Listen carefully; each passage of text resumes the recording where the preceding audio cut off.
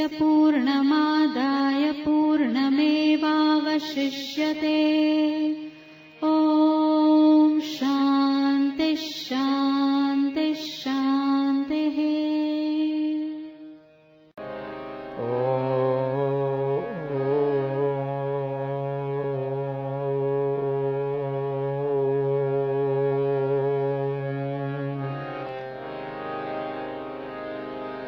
हरि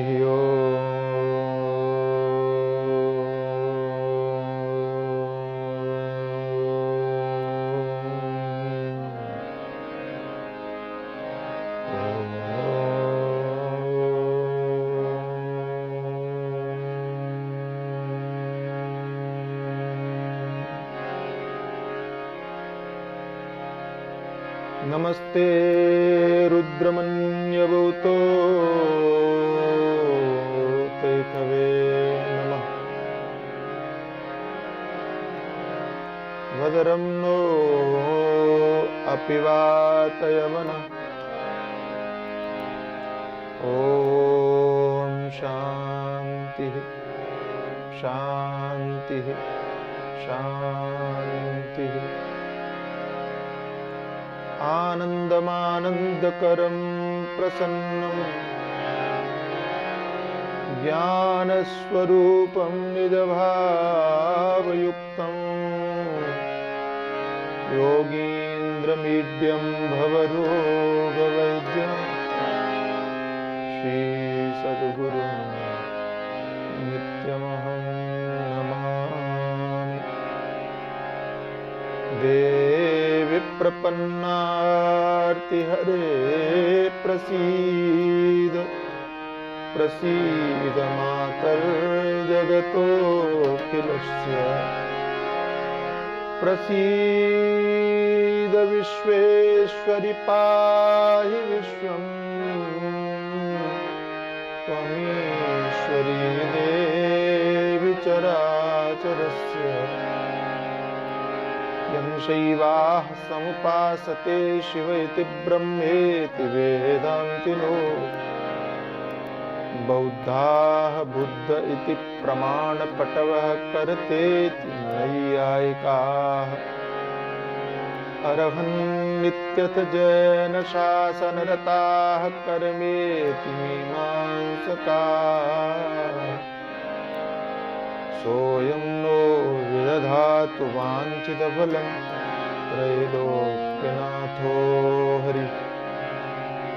सच्चिदानन्दरूपाय विश्वोत्पत्त्यादिहेतवे तापत्रयविनाशाय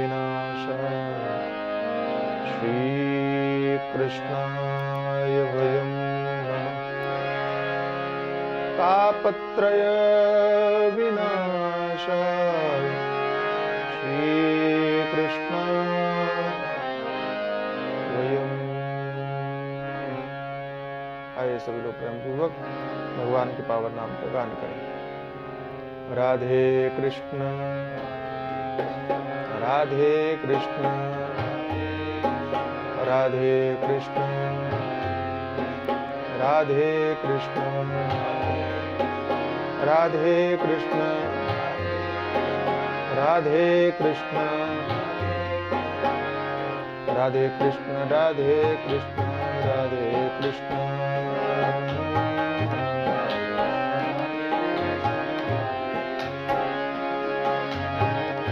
राधे कृष्ण राधे कृष्ण राधे कृष्ण।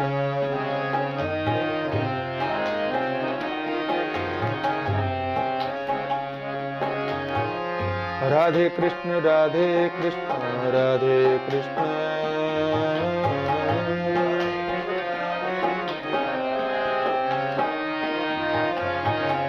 राधे कृष्ण राधे कृष्ण राधे कृष्ण कृष्ण कृष्ण कृष्ण। राधे कृष्ण राधे कृष्ण राधे कृष्ण।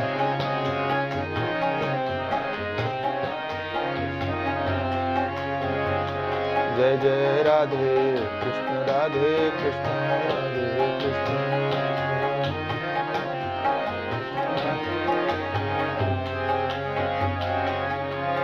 राधे कृष्ण राधे कृष्ण राधे कृष्ण राधे कृष्ण राधे कृष्ण राधे कृष्ण राधे कृष्ण राधे कृष्ण राधे कृष्ण कृष्ण राधे कृष्ण राधे कृष्ण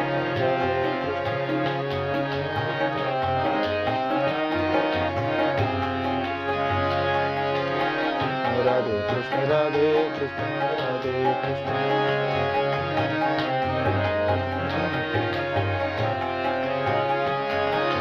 राधे कृष्ण राधे कृष्ण राधे कृष्ण राधे कृष्ण राधे कृष्ण राधे कृष्ण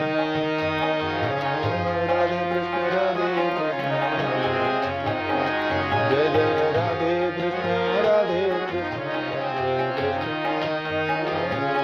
राधे कृष्ण कृष्ण कृष्ण राधे कृष्ण राधे कृष्ण राधे कृष्ण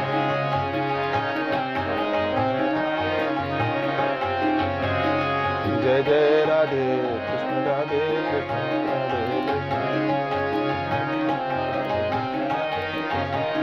राधे कृष्ण राधे कृष्ण राधे कृष्ण राधे कृष्ण राधे कृष्ण श्री राधा कृष्ण भगवान की जय सद्गुरुदेव भगवान की जय सच्चिदानंद भगवान की जय सनातन धर्म की जय श्री कृष्णचंद्र भगवान की जय श्री बाबुलनाथ महादेव की जय श्री हनुमान जी महाराज की जय श्री शंकराचार्य भगवान की जय स्वामी श्री प्रेमपुरी जी महाराज की जय ओम नमः पार्वती पतये हर हर महादेव। स्वामी श्री प्रेमपुरी जी आश्रम ट्रस्ट आयोजित मातु श्री वेलाबेन, पिता श्री मुलजी भाई एवं भाई श्री हरिराम दिया स्मृति गीता चिंतन माला के अंतर्गत आप लोग विदुर नीति श्रवण कर रहे हैं। कुछ कुछ बातें तो बहुत ध्यान देने योग्य हैं और समझने योग्य हैं, कुछ बातें हल्के स्तर पर उस समय की स्थिति को देखते हुए कही गई होंगी। और सदैव इस बात का ध्यान रखना कि उपदेश देशकाल परिस्थिति के अनुसार कहा जाता है, किया जाता है।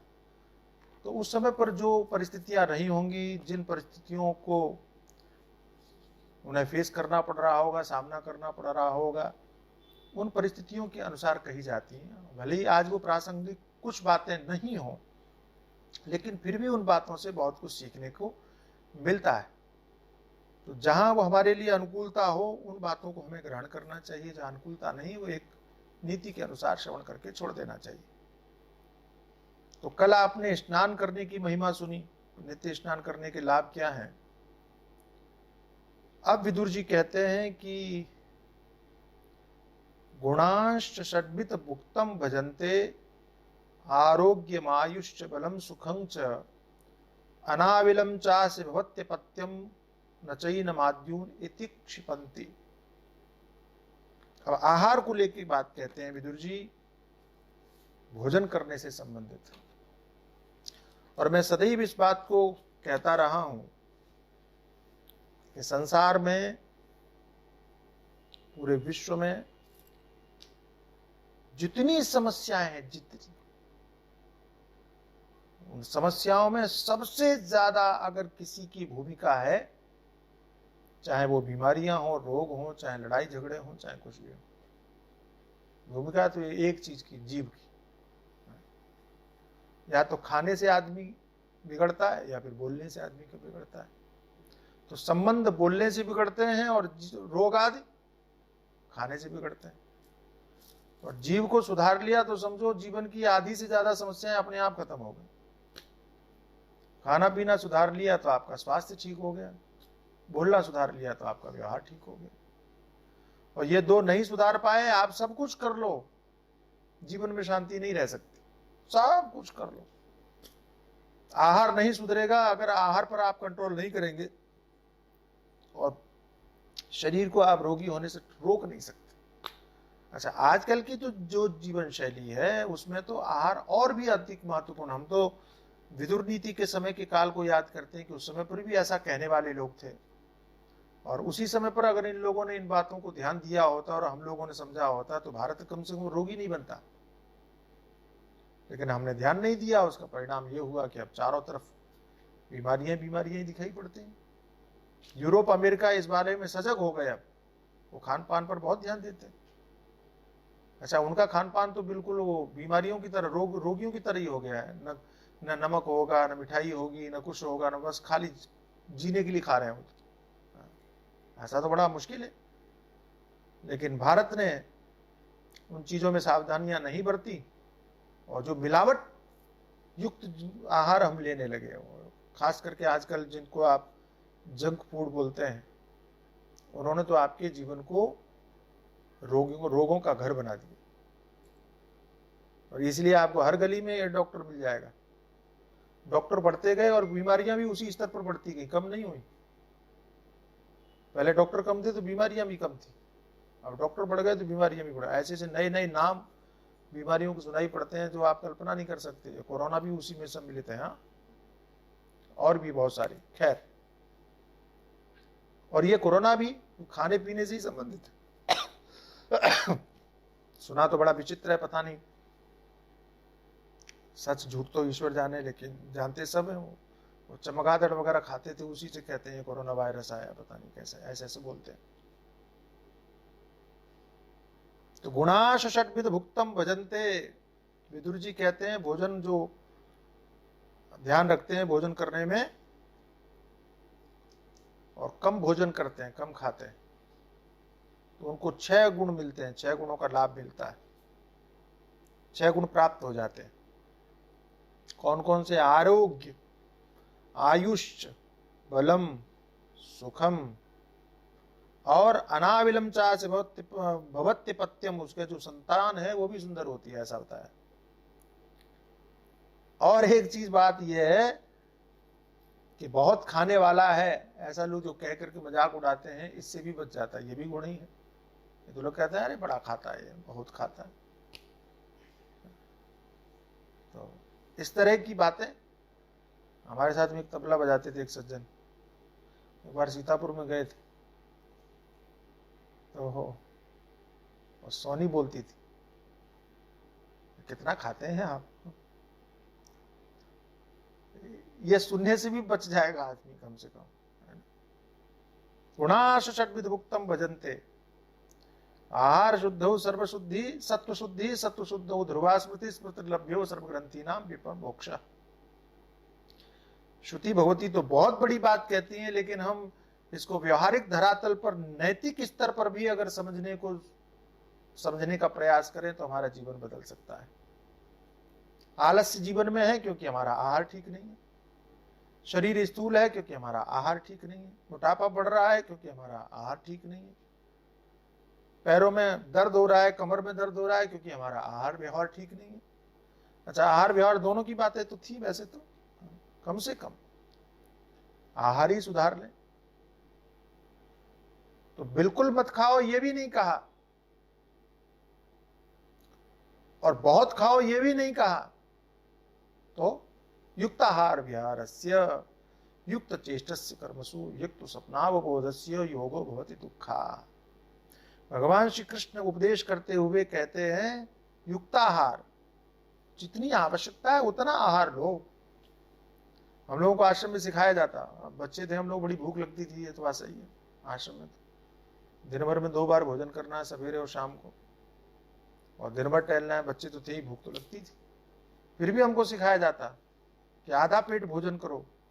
अच्छा, अब उस समय उस काल में तो हमको पता ही नहीं चलता था कि पेट में आधा कैसे विभाजन कैसे करें कि अब आधा हो गया, मालूम कैसे पड़े। हम तो पूछ भी लेते थे कि आप कहते हो आधा पेट भोजन कर, पता कैसे चले कि आधा हो गया। तो वो लोग बताने वाले भी बड़े बढ़िया होते थे। हमारे एक दीदी थी, वो बताती समझाती थी बड़े प्यार से। तो कहा देखो भाई, 4 रोटी खा सकते हो, हाँ तो 2 खाओ, ये तो बड़ा मुश्किल है।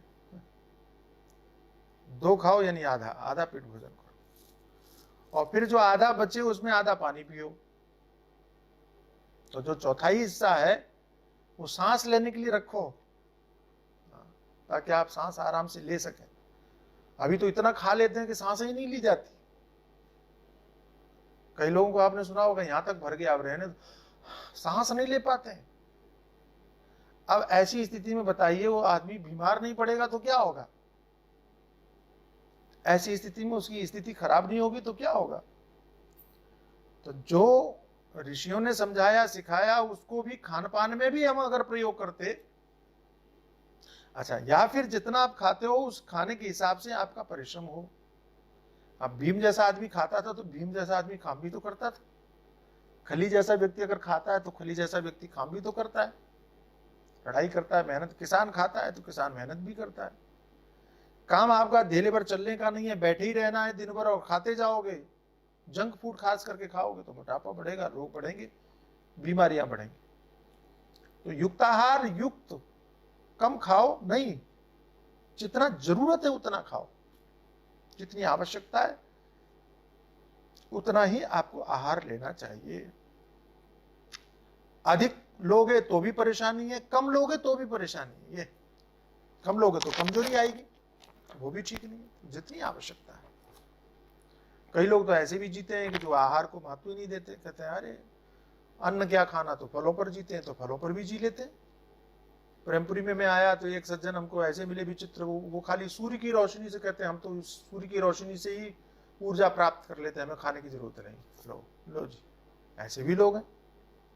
लेकिन उनके चक्कर में आप मत पड़िए। मैं तो आपसे ये कहता हूं कि सीधा साधा जो भोजन है, अपना सात्विक आहार वो ग्रहण कीजिए। युक्ताहार विहारस्य, आहार भी विहार भी, है ना, थोड़ा टहलना वलना भी होना चाहिए, सामाजिक व्यवहार भी ऐसा भी होना चाहिए, युक्त होना चाहिए। सब कुछ युक्त हो, अर्थात ये सब कुछ युक्त हो। इसलिए हमारे यहाँ व्रत की पद्धति थी, उपासना की पद्धति, उपवास की पद्धति थी कि 15 दिन में एक बार, चाहे एकादशी के नाम पर, 7 दिन में एक बार, चाहे किसी दिन के नाम पर, पूर्णिमा के नाम पर, अष्टमी के नाम, कोई व्रत करो तो कम से कम पेट को थोड़ा सा आराम तो मिले, खाए जाओ। अब तो व्रतों में भी इतना खाते हैं लोग, पूछो मत, वो ठीक नहीं। तो कितने गुण प्राप्त होते हैं? बोले आरोग्य प्राप्त होता है। अगर आपने युक्त आहार किया तो शरीर में रोग नहीं आएगा। और आरोग्य सबसे बड़ा, आज के जमाने में तो सबसे बड़ी चाहत व्यक्ति, क्योंकि हर आदमी बीमार है भाई। भारत में तो हमको लगता ही नहीं कोई निरोगी होगा, किसी न किसी रोग से ग्रसित है ही है। अब कोई बोल देता है, कोई नहीं बोलता, लेकिन परेशान सब है। और तरह तरह की बीमारियां, अलग अलग बीमारियां आती। आहार सुधारना पड़ेगा। आयु भी बढ़ती है, तो शरीर स्वस्थ रहेगा तो उम्र भी बढ़ेगी, स्वाभाविक। जो मृत्यु दर बढ़ रही है उसका कारण भी यही है, क्योंकि लोग स्वस्थ नहीं है, इसलिए आहार सुखार। और बल भी बढ़ता है, ताकत भी। हमारे एक सज्जन थे, कहते थे महाराज ज्यादा खा लो तो शरीर की ऊर्जा तो पचाने में ही चली जाती है, तो आप में ताकत कहां से आएगी? तो जो भोजन आपने किया है वही पचाने में चला जाता है। हमारे महात्मा कहते थे कि अगर आपने भोजन किया और पचा नहीं है, खट्टी डकारे आ रही तो मत खाओ, फिर पहले पचने का मौका दो। लेकिन यहाँ खट्टी डकारे आ रही फिर भी कहते हैं हाँ चलो ये है तो खाने दो, देखा जाएगा, होगा तो देखा जाएगा, आने दो। वो खाने के लिए सदैव आने दो ही प्रयुक्त होता है,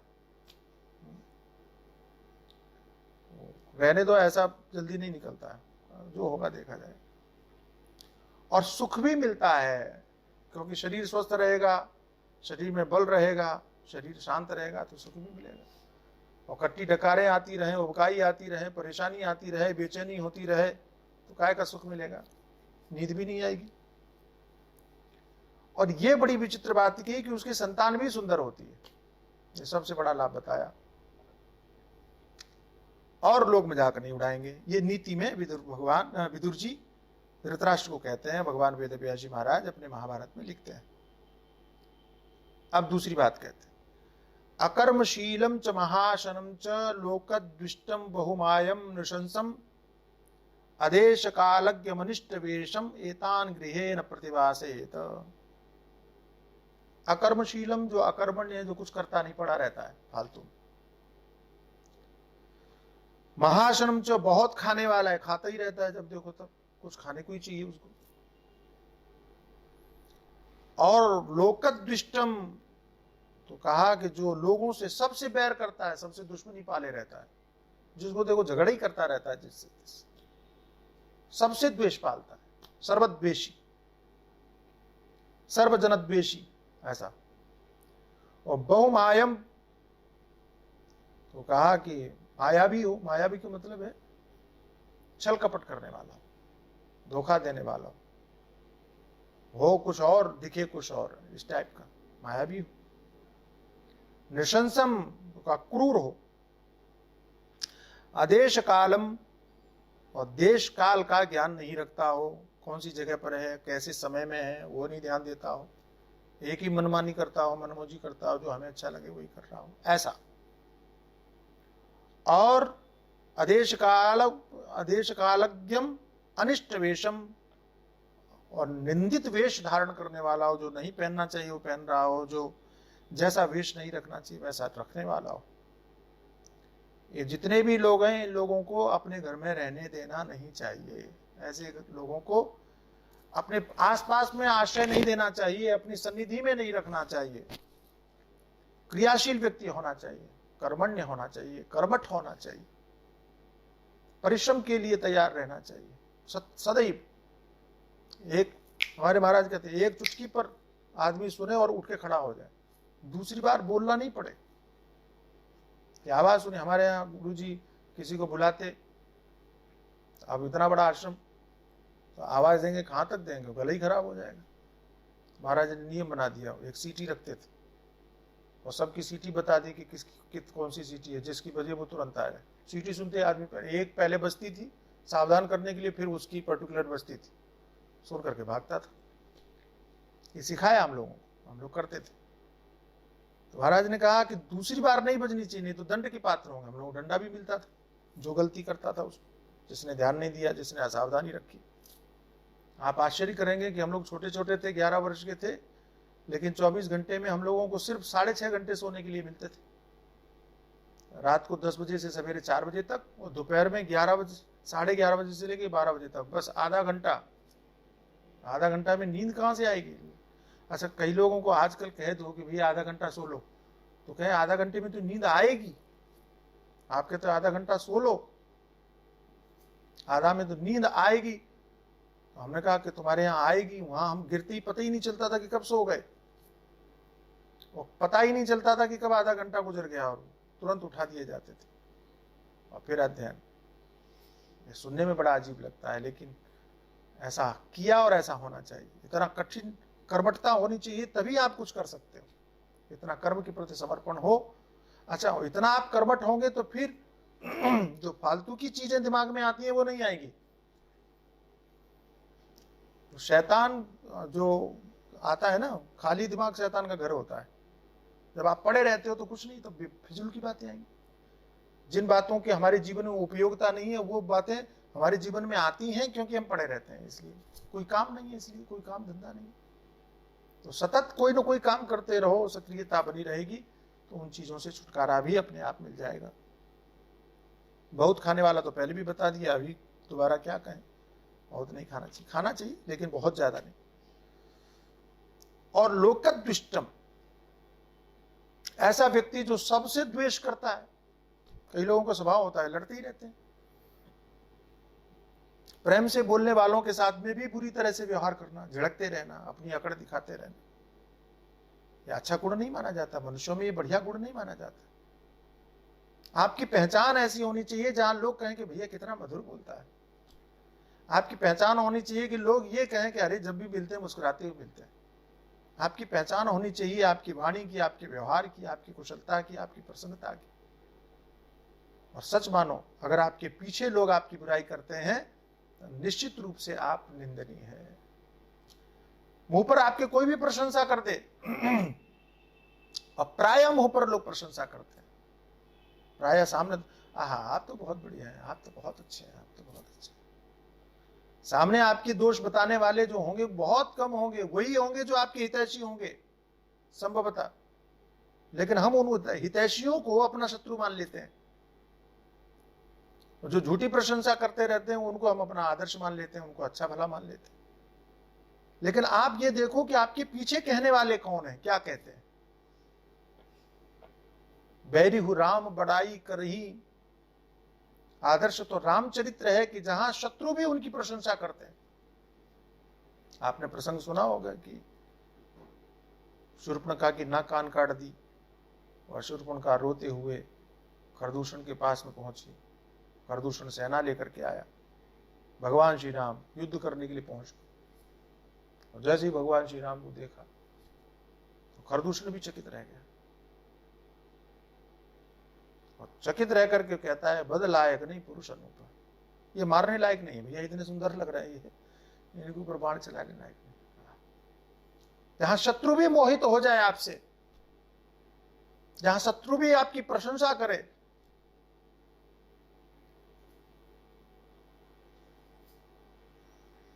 कि मेघनाथ का शरीर पूरा हो गया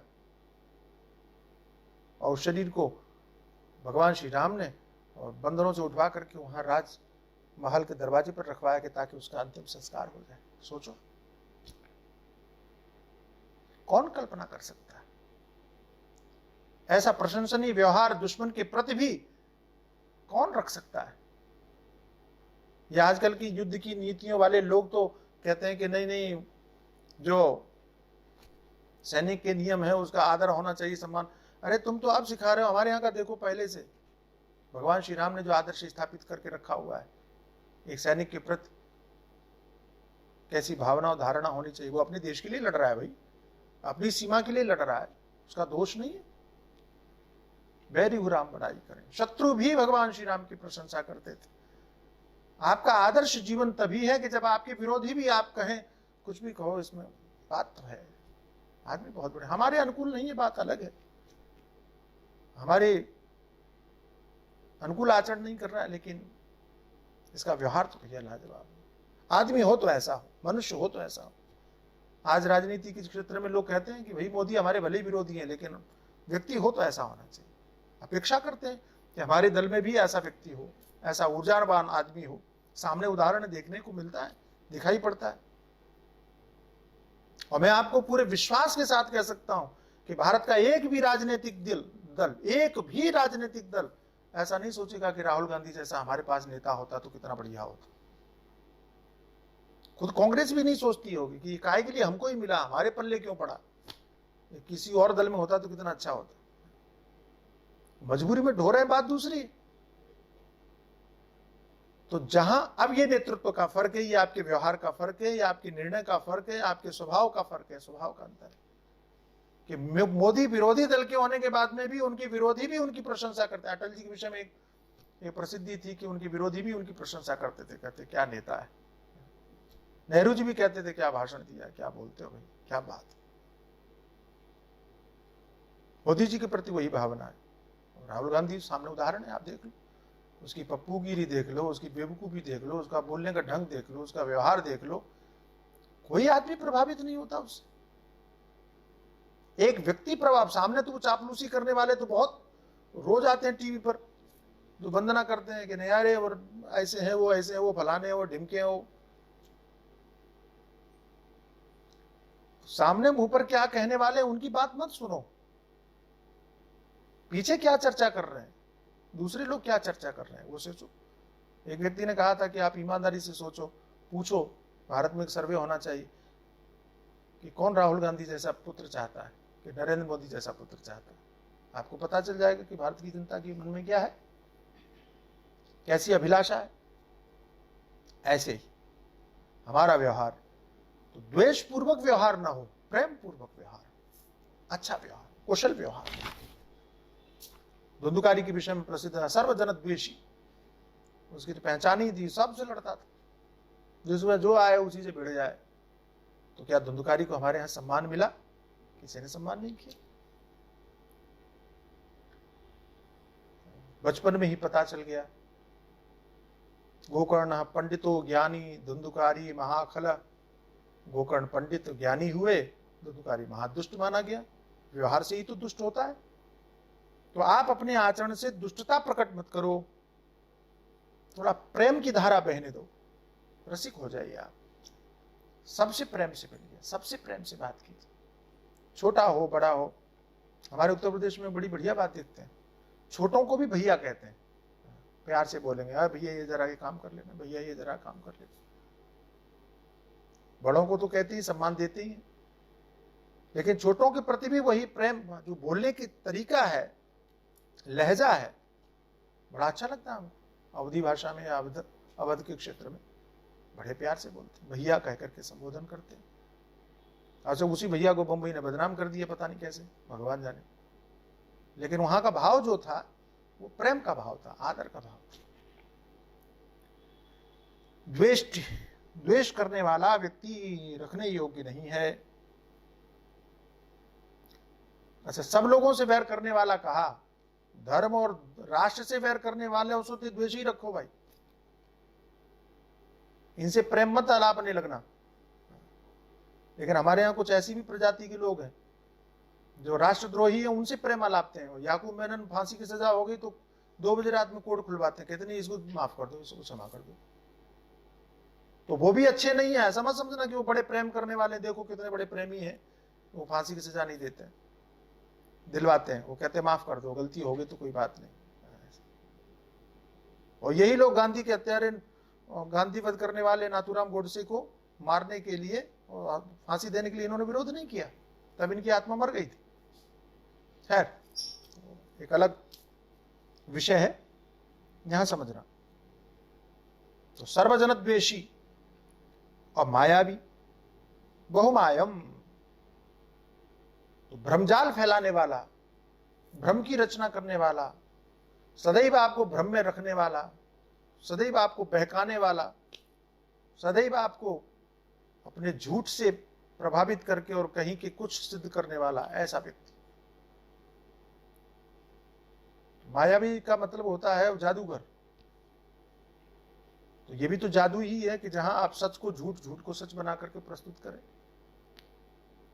ऐसा व्यक्ति अगर है आपके आसपास तो उसको अपने पास में आश्रय मत दीजिए, उसको अपने पास में मत रखिए। बहुमायम निशंसम अदेश कालज्ञ मनिष्टवेशम एतान गृहे न प्रतिवासयेत अकर्मशीलम च महाशनम च लोकद्विष्टम बहुमायम निशंसम। और जो क्रूर है, नृशंस है, यह भी मनुष्य की पहचान नहीं है। ऐसे व्यक्ति को भी आप आदर सम्मान मत दो। क्रूरता ठीक नहीं है। कई लोगों को देखा है जानवरों को भी बेमतलब मारते रहते, कई लोग बच्चों को बेमतलब मारते रहते, पता नहीं कहां की गुस्सा अपने बच्चों के ऊपर निकालते हैं। आजकल तो आप सोशल मीडिया में देखते होंगे, ऐसे ऐसे वीडियो आते हैं, वो छोटे छोटे बच्चों को मारते पूरी तरह से। अरे राम राम राम, ये क्रूरता कहां से आ गई भगवान जाने। बहुत क्रूरता हो गई पशुओं को, मनुष्यों के प्रति हद से ज्यादा क्रूरता।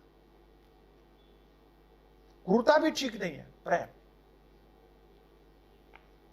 तो क्रूर व्यक्ति अगर हो उसको भी पास में मत रखिए। आदेश कालज्ञम, तो आदेश कालज्ञ, काल देश काल का ज्ञान न रखने वाला। कहां क्या काम करना चाहिए पता होना चाहिए, मालूम पड़ना चाहिए। कौन से देश में हो पता चलना चाहिए, कौन से समय में हो पता चलना चाहिए। आप पूरब में रहते हो, पश्चिम में पहुंच गए हो तो पश्चिम के देश के अनुसार, अब मुंबई में आ गए हो तो मुंबई के कानून के अनुसार आपको रहना पड़ेगा। गुजरात में चले गए तो गुजरात के कानून के अनुसार रहना पड़ेगा। उत्तर प्रदेश में चले गए तो उत्तर प्रदेश के कानून के अनुसार रहना पड़ेगा। ऐसा तो है नहीं कि आप पहुंच गए यूरोप में और रह रहे हैं आप भारत की तरह। हमारे साथ में एक सज्जन थे, हम लोग यात्रा किए तो जा रहे थे अमेरिका, और बीच में स्टॉपेज था ब्रसल्स में, बेल्जियम में। वहां से फ्लाइट चेंज करनी थी, वैसी फ्लाइट को दोबारा चेंज करके और फिर हम लोगों को अमेरिका जाना था। तो सज्जन जो साथ में थे वो पहले यहाँ भोजन किए, फिर फ्लाइट में भी खाए। हमसे बोले आप खाएंगे, हमने कहा मैं खाता नहीं। बोले तो अपना वाला भी ले लेना, हमको दे देना। हमारा भी लिए और वो खा लिए। पापड़ा भी खा लिए। उसके बाद में ब्रसल्स में पहुंचे, 8 घंटा 4 घंटे का 4.5 घंटे का डिफरेंट है वहाँ के टाइम में यहाँ के टाइम। जब हम वहाँ पहुंचे तो मैं थोड़ा सा गया कहीं, बात घूम के वापस आया था, वो बैठे थे एयरपोर्ट। जैसे मैं लौट के आया तो देखा वो खा रहे हैं। मुझे बड़ा आश्चर्य, मैंने कहा आप खा रहे हो? तो कहते हैं हाँ। हमने कहा क्यों? बोले भारत में अभी खाने का टाइम हुआ है ऐसे। अब बताइए, तुम्हें अपना पेट देखना है कि वहां भारत का टाइम हुआ वो देखना है? आदेश कालज्ञम, यही बोध नहीं है कि कब खाना है कब नहीं खाना है, कहाँ खाना है कि नहीं खाना है। अच्छा हाँ, कहाँ खाना है कि नहीं खाना है ये भी नहीं देखते लोग। हम कहीं पढ़ रहे थे, बड़ा विचित्र मामला पढ़ा हमने कि जो चलते हुए खाते हैं ना वो सबसे बड़ा पाप करते हैं। चलते चलते चलते चलते यूरोप में तो ये परंपरा ही बन गई है, वो पैक लिया और चलते चलते खा रहे हैं ऐसा। भारत में भी ये दोष बनता जा रहा है, चलते चलते। हमारे यहाँ तो बैठ के खाने की परंपरा है। अब डॉक्टर भी कहने लगे, विज्ञान भी कहने लगा है कि नहीं बैठ के खाओ, विज्ञान भी समझाने लगा है कि बैठ के खाओ, खड़े होके पानी मत पियो। अब ये डॉक्टर समझाने लगे। पहले लोग बोतल लिया खड़े खड़े पीते ही थे, ठंडा पीते थे, पानी पीते थे। हम मना करते थे तो हमको पोंगापंथी कहा जाता था। पुराने विचारों से ग्रसित है। कहाँ स्वामी जी, जमाना बदल गया, आपको पीछे की बात। अब डॉक्टर कह रहे हैं तब मान रहे हैं। हाँ हाँ हाँ। अभी मैं कुमार विश्वास को सुन रहा था, बड़ा बढ़िया लगा मुझे, अच्छा लगा। कहता है बोले हमारे यहाँ धारणा अवधारणा रही हमेशा ऋषियों की, कण कण में भगवान है, कण कण में राम समाया। हम कण कण में भगवान मानते हैं, ये हमारी परंपरा रही। बोले हमारी ही इसी बात को एक वैज्ञानिक ने अभी वहां रिसर्च करके बताया कि हर कण में गॉड पार्टिकल है, तो उसको नोबेल पुरस्कार दे दिया। बताओ। तो उसने कहा कि जैसे अणु है, परमाणु है, जैसे बोलते हैं ना, एटम है, न्यूक्लियर है ना, ऐसे करके वो बढ़ता बढ़ता बढ़ता बढ़ता बाद में कहते हैं अंत में क्या है, तो कहा अंत में गॉड पार्टिकल। दिखाई नहीं पड़ता है लेकिन है, हमें समझ में नहीं आता, लेकिन गॉड पार्टिकल हर कण में सिद्ध करने में जुटे हुए। तो जिसने ये खोज की उसको नोबेल पुरस्कार दे दिया। हम यहां चिल्लाते ही रह गए, कण कण में राम समाया। हमारी किसी ने सुनी ही नहीं, या यूं कहिए कि हमने सुनाया ही नहीं। हमने तो वही प्रेमपुरी में बैठ के सुन लिया ना, कि हमने सीमित दायरे में बैठ के सुना, कि अपनी कथाओं में सुनाया। हमने अधिकृत रूप से कभी इस बात को कहा ही नहीं समाज के बीच में, कि विश्व के बीच में, कि संसार में प्रतिष्ठित करते हुए कभी नहीं कहा कि कण कण में है परमात्मा, ईश्वर कण कण में दिखाई नहीं पड़ता लेकिन है। अगर वैज्ञानिक शोध के साथ में इस बात को हम रखते तो दुनिया हमको मानती। और देखो, हम चिल्लाते रहे कि कण कण में राम समाया, हमारी किसी ने नहीं सुनी। और उस वैज्ञानिक ने कह दिया गॉड पार्टिकल है, तो भारत के लोग भी कहते हैं हाँ हाँ सही कह रहा है, वो सही मान रहा है। हम तो उसी को ज्ञान ही मानते हैं जो उधर से घूम के आता है, जब वहां से ठप्पा लग के आता है तब हम मानते हैं। हम गए अमेरिका तो वहां हमने देखा, एक मार्केट में गए, एक बिटिया हमारी भरूच की, वो सूरत में रहती, क्या नाम उसका, स्नेहा, तो कहने लगी चलो आपको घुमाते हो। लेके गई, मार्केट में गया मैं, मार्केट में कपड़े देखे मैंने तो वहां सारे के सारे मेड इन इंडिया। तौलिया देखी तो मेड इन इंडिया, और भी कपड़े देखे मेड इन। मैं कहा ये क्या है? तो कहा स्वामी जी बनते वो भारत में ही है, लेकिन जब यहाँ का ठप्पा लग जाता है तो उनकी कीमत बढ़ जाती है। और वही कपड़े जो यहाँ बन रहे थे, वहां से बन के वहां से ठप्पा लग के आप वापस आते हैं तो यहाँ के लोग वही खरीदते हैं। कमाल की बात है। ये हमारी सोच है, छोटी सोच। क्या है? आदेश कालम। अगर आप देश काल का ध्यान नहीं रखते हैं तो यही होता है।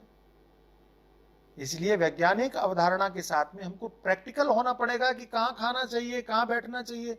हमने कहा कि खड़े खड़े मत खाओ, बैठे बैठे खाओ, तब नहीं माने। डॉक्टर कह रहा है मान रहे हो। हमने कहा हाथ धो करके खाओ, तो कहते हैं अरे इसमें क्या होता है। अब डॉक्टर कह रहे हैं कि नहीं 20 सेकंड हाथ धो के खाओ, बाहर से आओ तो हाथ धो। हम कह रहे थे कि जूता चप्पल अंदर लेके मत आना, तब नहीं माने। अब डॉक्टर भी कह रहे हैं कि नहीं नहीं, बाहर के जूते चप्पल वहीं उतारो, फिर हाथ धो, पैर धो, फिर अंदर घुसो। यही तो सारी चीजें हम सिखा रहे थे। शास्त्रों को पहले माना नहीं, अब वही मानने के लिए विवश होना पड़ रहा है। आदेश कालम। कौन से देश में हो, उस देश के अनुरूप अपने आप को ढालना आना चाहिए। आप क्या बोलते हैं, राजस्थान के रहने वाले हो, गरीबी के प्रदेश में रहने वाले हो, अथवा ऐसी जगह पर रहने वाले हो जहां गर्मी होती है, और चले गए हिमाचल में, कहते हैं हम तो कपड़े नहीं पहनते, तो मर जाओगे। अगर केदारनाथ में, बद्रीनाथ में गए हो, हिमाचल में गए हो, कि वहां तिब्बत में गए हो, मानसरोवर में गए हो, अमरनाथ में गए हो, तो आपको गर्म कपड़े पहनने पड़ेंगे, देश के अनुसार आपको पहनना पड़ेगा, नहीं पहनोगे तो मर जाओगे। अच्छा, आप रहते हिमालय में हो और आपको यहां आना पड़े बंबई में हो, सब ओढ़े बैठे हुए हो, तो गर्मी मर जाओगे। तो जैसे देश के अनुसार, देश की स्थिति के अनुसार आपको कपड़े बदलने होते हैं, ऐसे व्यवहार भी बदलना होता है। सबके अपने अपने व्यवहार है, सबके अपने अपने। अब यहाँ भैया बंबई में तो सूर्य भी देर से उदय होता है, सूर्य ने भी अपना स्वभाव बदल दिया, आप क्या नहीं बदल सकते। आप कहो नहीं जी, हमारे तो किताब में लिखा है कि 5 बजे सूर्योदय होता है, बंबई में कितने बजे भी हो हम नहीं मानेंगे। तुम्हारे मानने से क्या होता है? लेकिन बंबई के अनुसार सूर्य भी, पंचांग में भी सूर्य का समय बदल जाएगा, ये ध्यान रखना आप। तो देश के अनुसार जैसे सूर्य बदला, ऐसे अपने आप को भी बदलना चाहिए। जड़तावादी हमारे यहाँ होना ठीक नहीं है, हमारी नीति आपको जड़ होना नहीं सिखाती। अच्छा, जड़ का मतलब क्या है? कुर्सी जैसी यहाँ रहेगी वैसे हिमालय में रहेगी, वैसी बंबई में रहेगी, उसमें कुछ बदलाव नहीं होगा, वो एक ही जैसी है, वो जड़ है। लेकिन चैतन्य शक्ति में बदलाव हो जाएगा, जहां भी चैतन्यता होगी वहां पर बदलाव। हमारी संस्कृति जड़ता वाली नहीं है, हमारी संस्कृति में थोड़ा सा झुकाव है, बदलने की प्रवृत्ति है, देश काल परिस्थिति के अनुसार अपने आप को। कई लोग तो बड़ा बुरा मानते, देश काल परिस्थिति क्या होती है, हम तो जैसे हैं वैसे ही रहेंगे, हमारी प्रवृत्ति नहीं है। ऐसे काल के अनुसार, गर्मी में गर्मी के अनुसार रहना चाहिए, खाना पीना चाहिए, ठंडी में ठंडी के अनुसार रहना चाहिए, खाना पीना चाहिए। तो काल के अनुसार भी आपको बदलना ही पड़ता है। ऐसे प्रत्येक अवस्थिति का, प्रत्येक स्थिति का, प्रत्येक अवस्था का ज्ञान और बोध आपको आवश्यक है। एक ही बात को लेकर के जड़तावादी होना नीति के अनुसार उचित नहीं है, ठीक नहीं है। और क्या कहा? अदेश कालम और अदेश कालज्ञम और अनिष्ट वेशम, निंदित वेश धारण नहीं करना चाहिए। निंदित वेश का अर्थ है शास्त्र की मर्यादा के विरुद्ध वेश हो, ऐसा वेश हो कि जो लोग पसंद न करें। अब कोई भूत प्रेत का वेश बना करके गलियों में घूमने लग जाए तो ठीक नहीं है। मर्यादा के, देखो हर चीज की मर्यादा है भाई। देखो मैं कैसे कहूँ, आप कैसे बताऊं? आप, हम लोग भावनाओं में बह करके कई बार चीजों को महत्व नहीं देते हैं, लेकिन मेरे अनुसार इन चीजों को महत्व दिया जाना चाहिए। कि कैसा वेश होना चाहिए, कैसा परिवेश होना चाहिए, कैसा व्यवहार होना चाहिए। और मर्यादा ही आपको मनुष्य बनाती है। इस बात को 1000 बार भी अगर आप सुनोगे तो कम है। मर्यादा ही आपको सिखाती है कि आप क्या है। इसलिए बहुत आवश्यक है, बहुत महत्व है इस बात का कि आप अपने आप को, अपने व्यवहार को मर्यादित रखें, वेशभूषा में भी मर्यादित रखें और रहन सहन में भी मर्यादित रखें। एक श्लोक और देख लेते हैं फिर। कदर्यमाक्रोशमश्रुतं च वनौकसं धूर्तममान्यमानिनं निष्ठूरिणं कृतवैरं कृतघ्नं एतान् वृषार्थोऽपि न जातु याचेत। कदर्य, कृपण, कंजूस। कदर्यम आक्रोशम, आक्रोशकम गालियां बकने वाला, मतलब गालियां बकता है, जो भी गाली बकने वाला, सीधा बेमतलब नहीं, गाली बकने वाला। अश्रुतम, अश्रुतम मतलब मूर्ख, जिसने सुना ही ना हो, कुछ जाना ही ना हो, समझा ही ना हो। वनौकसम जंगल में रहने वाला। धूर्तम, धूर्त, धूर्त। और अमान्य मानिनम, जिनका सम्मान नहीं होना चाहिए उनका सम्मान करने वाला। निष्ठुरिणम, निर्दयी। कृतवैरम, बैर बांधने वाला, कृतघ्नम, कृतघ्न यानी नमक हराम, एतान विषार्तोपि न जातु याचेत, जीवन में कितना भी बड़ा संकट आ जाए ऐसे लोगों के सामने कभी हाथ नहीं फैलाना चाहिए। एतान विषार्तोपि, विषार्तोपि का अर्थ है आर्त माने दुख होता, कितना भी दुख, कितना भी बड़ा संकट आ जाए, जीवन में विपत्ति आ जाए आपके ऊपर, तो भी जितने ऊपर नाम गिनाए हैं इन लोगों के सामने कभी याचना नहीं करनी चाहिए, इन लोगों से मांगना नहीं चाहिए। किन किन लोगों से? जो कृपण है, कंजूस है, हमेशा पैसे के लिए मरता रहता है, हमेशा पैसे के लिए सोचता रहता है, जेब से निकलता ही नहीं, उसके खर्च ही नहीं होता है। बोले वो अपमानित ही करेगा, आप देगा तो है ही नहीं, आपकी इज्जत और चली जाएगी।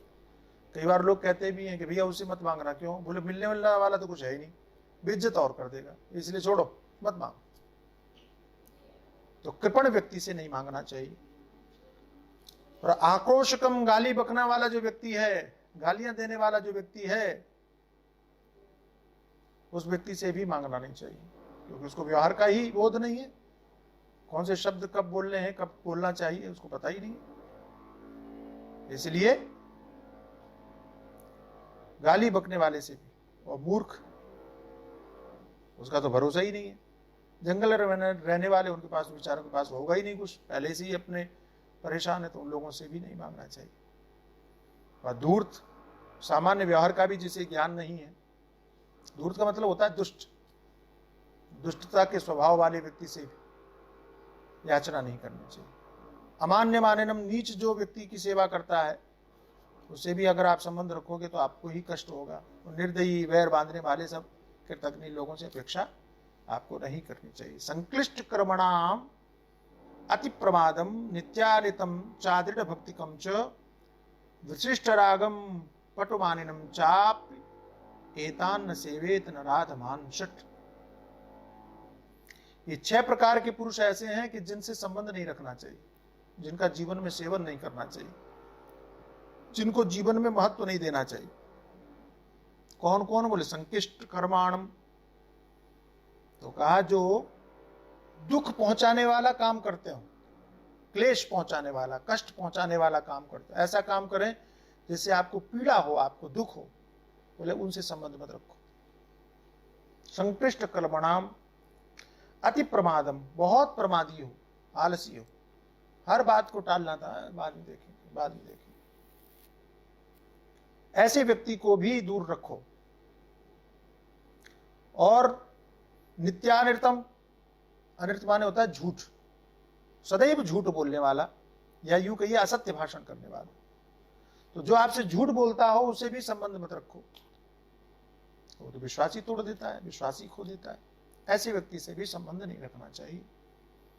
चादृढ़ भक्तिकम, और अस्थिर भक्ति वाला, प्रेम तो करता है लेकिन अस्थिर है, टिकता नहीं है, भक्ति करता है लेकिन स्थिर नहीं है, दृढ़ भक्ति नहीं है, अदृढ़ भक्ति है, विश्वास उसका डगमगा जाता है, भक्ति उसकी डगमगा जाती है। तो छोटी छोटी बातों पर भगवान पर भरोसा उठ जाता है, छोटी छोटी बातों में ही अपने चित्त में स्थिर नहीं रह पाता है। तो अदृढ़ भक्ति करने वाला, जिसका प्रेम भी स्थायी न हो, जिसका प्रेम भी परिवर्तनशील हो, ऐसे व्यक्ति को। और विशिष्ट रागम, स्नेह से रहित हो, मधुरता नहीं है जिसके व्यवहार में, सरसता नहीं है जिसके व्यवहार में, प्रेम नहीं है जिसके व्यवहार में, ऐसा व्यक्ति। और पटुमानिनम च, अपने आप को बहुत चतुर मानता हो कि मैं बड़ा खोपड़ी वाला हूं, बड़ा समझदार हूं, ऐसे लोगों को व्यवहार में, अपने व्यवहार में कभी भी महत्व मत दीजिए। इनको सन्निधि में मत रखिए, इनके सानिध्य में मत रखिए, इनके संपर्क में, इनको संपर्क में मत रखिए, इनसे दूर रहिए, इनका सेवन मत कीजिए, ऐसा विदुर जी ने समझाया। और क्रमशः हम लोग इसी प्रकार से चर्चा करते रहेंगे। आइए प्रेम से और भगवान का भी स्मरण कर लेते हैं। ऑनलाइन हम लोग प्रवचन करते हैं, सामने नहीं होने की वजह से थोड़ा सा कठिन तो होता है, लेकिन फिर भी नियमों की पूर्ति तो करनी ही है, इसलिए हम लोग कैसे भी करके और प्रेमपुरी आश्रम के इस प्रयास में अपने आप को जोड़े हुए हैं।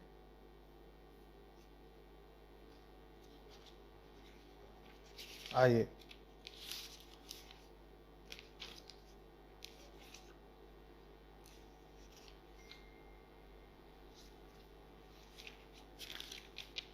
भजन गा के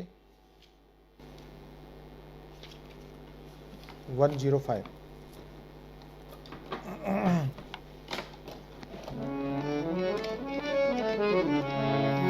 भज ले तू हरि को सुबह शाम, अरे ओ मूर्ख प्राणी, भज ले तू हरि को सुबह शाम, भज ले तू हरि को सुबह शाम, भज ले तू हरि को, कर ले तू कोई शुभ काम, मूर्ख प्राणी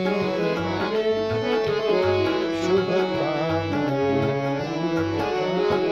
भज ले तू हरि को सुबह शाम, मूर्ख प्राणी ले तू।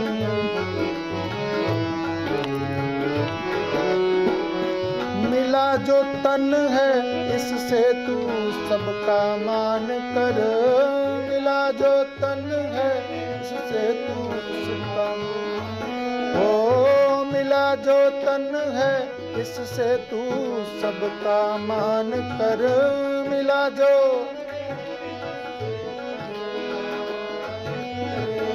धन जो मिला है सेवा में लगा दान कर, धन जो मिला सेवा में लगा दान कर, मन से तू कर ले हो मन से तू कर ले हरि का ध्यान, मन से तू कर ले हरि का ध्यान, भज ले तू हरि को सुबह शाम, भज ले तू हरि को।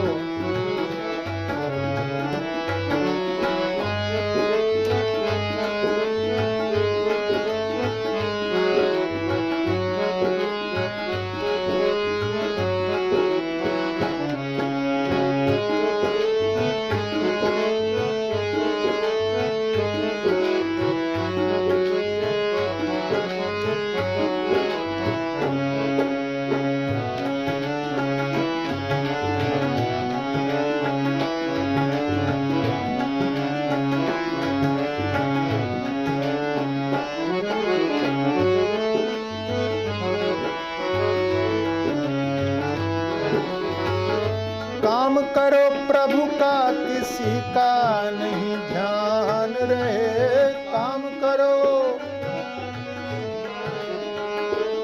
हो काम करो प्रभु का किसी का नहीं ध्यान रहे, काम करो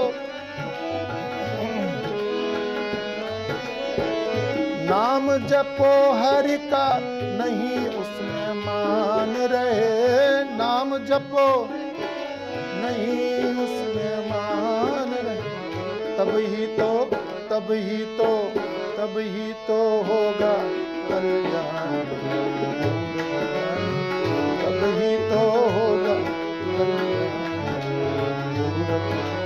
हे भज ले तू हरि को सुबह शाम।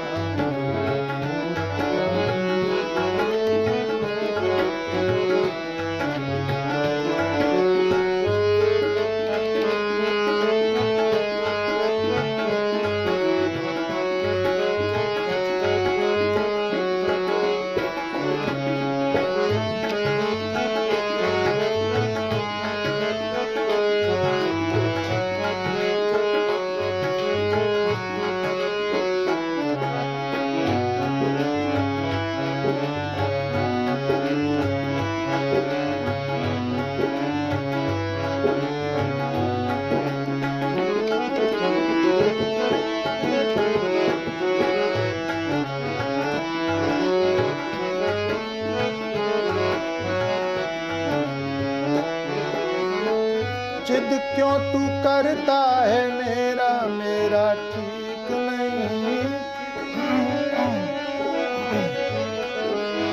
ठीक नहीं, मन क्यों तू करता है मेरा मेरा ठीक नहीं, मन क्यों तू करता है नहीं सदा ही रहा हो कोई, ऐसी कहीं रीत नहीं सदा ही रहा हो कोई, ऐसी कहीं रीत। आए सो आए सो आए सो जाए हर जान, आए सो जाए हर जान। बजले तू हर को सुबह शाम, बजले तू हर को सुबह शाम। कर ले तू कोई शुभ काम, कर ले तू कोई शुभ काम। बजले तू हर को सुबह शाम, भजले तू हर को, भजले तू हर को, हे भजले तू हर को सुबह शाम।